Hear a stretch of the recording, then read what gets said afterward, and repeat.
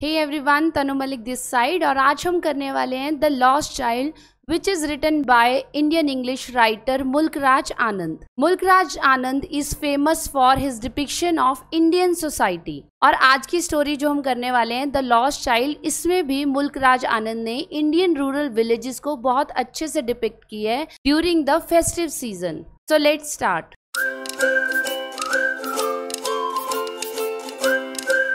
तो इस स्टोरी में हम पढ़ने वाले हैं कि जो इंडियन रूरल विलेजेस हैं उनका चार्म ड्यूरिंग फेस्टिव सीजन कैसा होता है। So this story starts with a spring fair. Spring का सीजन है और सभी लोग एक फेयर देखने जा रहे हैं। अब जो रूरल एरिया होता है वहां पे लोग फेयर देखने कैसे जाते हैं? कुछ लोग पैदल जाते हैं, कुछ लोग घोड़ों पर सवार होके जा रहे हैं और कुछ लोग घोड़ा गाड़ी से जा रहे हैं। अब ये स्टोरी एक लिटिल चाइल्ड के बारे में है और वो छोटा बच्चा अपने पेरेंट्स के साथ पैदल जा रहा है। कहाँ पर? फेयर देखने। Now in the previous time entertainment sources बहुत ही कम होते थे, तो जब भी कभी फेयर लगता था तो सभी बच्चे बहुत ही खुश होकर फेयर देखने जाते थे। Now the child is overjoyed. वो बहुत ज्यादा खुश है और एक्साइटेड है। वो छोटा बच्चा जो बहुत टाइम के बाद घर से बाहर निकला है तो कुछ चीजों को देखते देखते वो इतना अट्रैक्ट हो जाता है कि वो अपने पेरेंट्स से पीछे रह जाता है। फिर उसके पेरेंट्स उसको आवाज लगाते हैं क्योंकि उनको डर है कि कहीं बच्चा कहीं खो ना जाए। फिर उसको आवाज लगाते हैं और फिर वो दौड़कर उनके पास आ जाता है। अब सबसे बड़ी बात क्या होती है, जैसे ही बच्चे फेयर में जाते हैं वो बार बार कुछ ना कुछ खरीदने की जिद करते हैं। कहीं उनको टॉयज नजर आ रहे हैं, कहीं उन्हें कुछ खाने पीने का नजर आ रहा है। इसी तरह से ये बच्चा भी बार बार टॉय लेने की जिद करता है, लेकिन उसके पेरेंट्स फिर से मना कर देते हैं और उसको बोलते हैं दूसरी चीजों की तरफ देखो, क्योंकि वो क्या कर रहे हैं, उसको उस टॉय से डिस्ट्रैक्ट कर रहे हैं। अब रास्ते में जब वो बच्चा अपने पेरेंट्स के साथ फेयर देखने जा रहा है तो रास्ते में ऐसी और कौन कौन सी चीजें थी जिससे वो डिस्ट्रैक्ट हो रहा था। तो जब वो लोग अपने घर से निकले तो रास्ते में आए मस्टर्ड फ्लावर्स।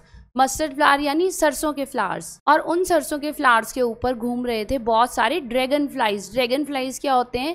इस तरह के कुछ फ्लाइज होते हैं जिसे गाँव में बच्चे हेलीकॉप्टर भी बोलते हैं, क्योंकि ये छोटा सा होता है और समटाइम्स बच्चे इसको झाड़ियों में पकड़ के इसकी पूंछ पर धागा बांध देते हैं और फिर उसको एक थ्रेड के साथ उड़ाते रहते हैं, इसलिए वो इसको हेलीकॉप्टर भी बोलते हैं। जब वो बच्चा इन ड्रैगन फ्लाइज को देखता है कि वो इन मस्टर्ड फ्लावर्स के ऊपर घूम रहा है तो वो इनकी तरफ भी डिस्ट्रैक्ट होता है और वो कोशिश करता है कि मैं भी एक ड्रैगन फ्लाई को पकड़ लूं, पर उसी टाइम उसकी मदर उसे बुला लेती है। फिर जब वो रास्ते में चल रहा है तो उसे कुछ बर्ड्स की आवाज भी आती है और जो भी उसको आसपास कहीं भी सुंदर से फ्लावर्स नजर आते हैं वो उसकी पत्तियां तोड़ लेता है। देन वो देखता है एक बेनियन ट्री। जैसे ही वो बेनियन ट्री देखता है, बेनियन ट्री एक बहुत बड़ा ट्री होता है जिसे हम बोलते हैं बरगद का पेड़, वो उसके आसपास चक्कर लगाने लग जाता है। बट जैसे ही उसके पेरेंट्स देखते हैं कि ये फिर डिस्ट्रैक्ट हो गया, वो उसको आवाज लगाते हैं और वो फिर से अपने पेरेंट्स के साथ चलना शुरू कर देता है। अब जैसे ही वो बच्चा अपने पेरेंट्स के साथ फेयर पहुंच जाता है, वहां पे और भी ऐसी बहुत सारी चीजें हैं जिससे वो डिस्ट्रैक्ट होगा। कौन कौन सी चीजें हैं?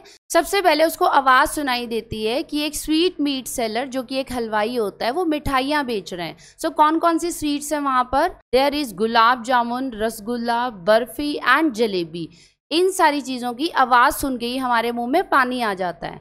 और वो जो स्वीट शॉप है उसे बहुत सुंदर सा डेकोरेट किया हुआ है और उसमें बहुत सारी स्वीट्स रखी हैं। तो जैसे ही वो बच्चा उस स्वीट शॉप को देखता है वो जल्दी से बोलता है कि मुझे बर्फी खानी है। वाई? क्योंकि जो बर्फी है वो उसकी फेवरेट स्वीट है। लेकिन जो उसके पेरेंट्स हैं उसकी जितनी भी बातें हैं उनको इग्नोर करते जा रहे हैं। अब ऐसा क्यों है कि आपके पेरेंट्स बार बार आपकी बातों को इग्नोर कर रहे हैं, specially in rural India? Because उस टाइम सिंगल पेरेंट ही फैमिली में वर्किंग होते थे और उनकी अर्निंग बहुत ज़्यादा नहीं होती थी।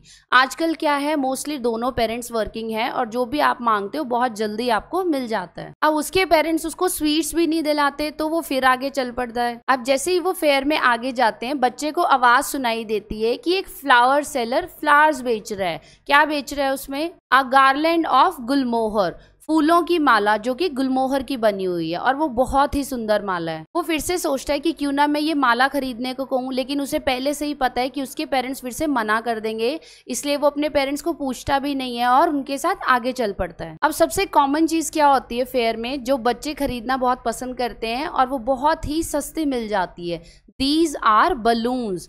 ये जैसे ही कलरफुल बलून्स बच्चों को दिखते हैं वो अपने पेरेंट्स को हमेशा फोर्स करते हैं कि हमें बलून चाहिए। अब आजकल तो पेरेंट्स दिला देते हैं, लेकिन पहले नहीं दिलाते थे क्योंकि बच्चे की हर विश पूरी नहीं की जाती थी। सो अब वो बच्चा बलून सेलर देखता है और फिर से सोचता है कि काश मुझे बलून मिल जाए, लेकिन उसे पता है कि उसके पेरेंट्स उसे नहीं दिलाएंगे, तो वो फिर से अपने पेरेंट्स के साथ चलना स्टार्ट कर देता है। अब काफी टाइम पहले जो इंडियन रूरल फेयर्स होते थे उसमें और क्या देखने को मिलता था, स्नेक चार्मर। अब जो स्नेक चार्मर है वो अपनी बीन बजाता था और उसकी बीन सुन के जो स्नेक है उस पिटारे से बाहर आ जाता था। बट आजकल ये चीजें अलाउड नहीं है। तो वो बच्चा जैसे ही उस स्नेक चार्मर को देखता है वो फिर से उस म्यूजिक को सुनने की कोशिश करता है, बट उसके पेरेंट्स ने मना किया हुआ था कि इस तरह का म्यूजिक सुनना नहीं है और कभी भी स्नेक के पास नहीं जाना। तो वो बच्चा उसको इग्नोर करता है और फिर से आगे बढ़ता है। अब आगे जब वो मेले में जा रहे हैं तो उस बच्चे को नजर आता है मैरी गो राउंड। अब जैसे ही बच्चा मैरी गो राउंड देखता है तो इसके लिए वो बिल्कुल जिद लगा देता है कि प्लीज एटलीस्ट इस पे तो मुझे बैठने दो ताकि मैं इंजॉय कर सकूं।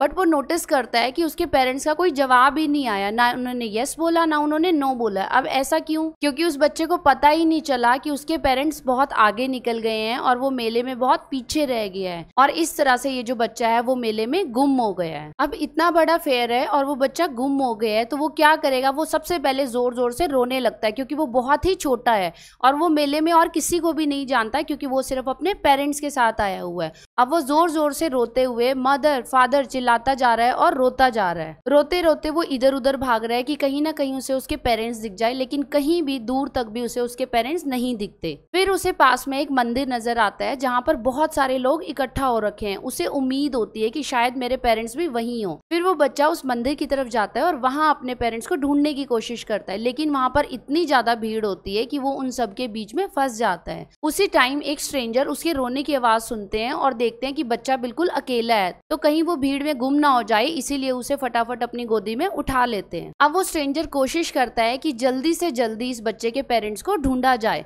बट उससे भी ज्यादा क्या जरूरी है कि पहले बच्चे को चुप करवाया जाए ताकि उससे इंफॉर्मेशन मिले। अब अगर कोई बच्चा फेयर में गुम हो गया है तो सबसे पहले उससे क्या पूछा जाएगा, यही पूछा जाएगा कि आप कहाँ से आए हो, आपके साथ कौन है, आपके मम्मा पापा का क्या नेम है। लेकिन वो बच्चा इतना छोटा है कि वो बार बार रोता जा रहा है और ये बोल रहा है कि मुझे सिर्फ अपने पेरेंट्स के पास जाना है। फिर वो स्ट्रेंजर मैन कोशिश करता है कि बच्चे को चुप करवाने के लिए मैं इसे कुछ राइड्स दिलवा देता हूँ। तो सबसे पहले वो उसे मैरी गो राउंड के पास लेके जाता है, जिसे वो बच्चा सीरियसली लेना चाहता था, बहुत डिटर्मिन्ड था, बट क्योंकि अब वो गुम हो गया है, उसके पेरेंट्स उसके पास नहीं है, तो वो उस मैरी गो राउंड को भी लेने से मना कर देता है। फिर वो स्ट्रेंजर उसे और चीजों के पास लेके जाता है कि तुम्हें घोड़े पे बैठना है या तुम्हें बलून्स खरीदने हैं, लेकिन वो बच्चा किसी भी चीज की तरफ ध्यान नहीं देता, ना ही उनकी तरफ देखता है, और वो बोलता है मुझे सिर्फ अपने पेरेंट्स चाहिए। सो यहाँ पर मुल्क राज आनंद ने बहुत अच्छे से चाइल्ड साइकोलॉजी को रिप्रेजेंट किया है। पहले वो बच्चा इन्हीं चीज़ों के लिए बार बार जिद कर रहा था जिसकी वजह से वो खुद ही गुम हो गया, और अब वो चीज़ें जब उसके सामने हैं तो उसकी प्रायोरिटी क्या है, उसके पेरेंट्स। लेकिन इससे पहले उसकी प्रायोरिटीज थी टॉयज एंड स्विंग्स। अब ऐसी कोई भी चीज़ नहीं है जिसको देखकर वो बच्चा थोड़ा चुप हो जाए, वो बहुत ज़्यादा सुबक सुबक के रोता ही जा रहा है। सो वो जो आदमी है जिसने इस बच्चे को गोद में उठाया हुआ है वो उसे एक फ्लावर सेलर के पास लेके जाता है। अब वो आदमी उस बच्चे से पूछता है कि क्या तुम इस माला को पहनना चाहोगे अपने गले में, लेकिन वो बच्चा उस माला की तरफ बिल्कुल भी नहीं देखता और अपना फेस दूसरी तरफ कर लेता है, और उसने सिर्फ एक ही बात की जिद लगा रखी है, I want my mother and I want my father. Last में उस स्ट्रेंजर को लगता है कि शायद बच्चे को भूख लग गई होगी तो वो कुछ खा लेगा, तो वो उसे स्वीट सेलर के पास लेके जाता है और उससे पूछता है तुम्हारी फेवरेट मिठाई क्या है, मैं तुम्हें अभी दिलवा देता हूँ। लेकिन उस बच्चे को पता है कि स्ट्रेंजर से कुछ भी नहीं लेना चाहिए, इसलिए वो उससे कुछ भी नहीं लेता, और इस टाइम पे उसकी प्रायोरिटी है उसके पेरेंट्स। अब इतनी सारी चीजें जो फेयर में अवेलेबल है, बच्चा किसी भी चीज की तरफ ध्यान नहीं दे रहा है, सिर्फ और सिर्फ उसे चाहिए अपने पेरेंट्स की warm protection. So what do you think what would happen in the end of the story? Although it is not given in the text but we could imagine it ourselves. जिस stranger आदमी ने उस बच्चे को उठाया हुआ था वो अपनी ज़रूर कोशिश करेगा कि उस बच्चे को उन पेरेंट्स से मिलवा सके, और दूसरी तरफ हम ये भी एक्सपेक्ट कर सकते हैं कि उसके पेरेंट्स भी अपनी तरफ से इंटेंस एफर्ट्स कर रहे होंगे कि जल्दी से जल्दी वो अपने बच्चे से मिल सके। So we could hope at the end वो बच्चा अपने पेरेंट्स से मिल गया होगा। So this is the end of the story. Hope you enjoyed it. Thank you for watching. Like the video and subscribe the channel. Thank you. Bye bye.